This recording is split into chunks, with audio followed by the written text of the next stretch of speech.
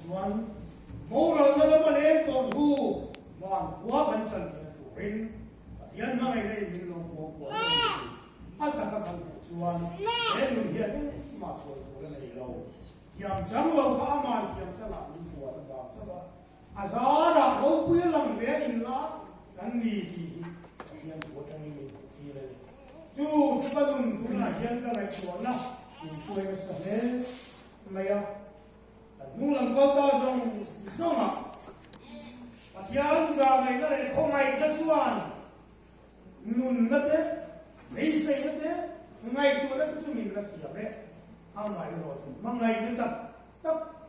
zong ku chu ko hian chuan hian min lo sang le re ngai ti tu nu ka ko chuan hian nu a chuan ko ran ho ken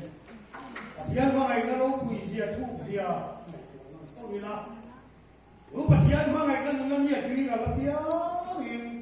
patian na ba ro pui na ba mo ni ti sa da su rin ju ri lu fu chung chua sai la yan patian pa ni la ama ni ke ta la ko so ne ya ni sai la ya ka sai ni a tu ka sai su te la pa ma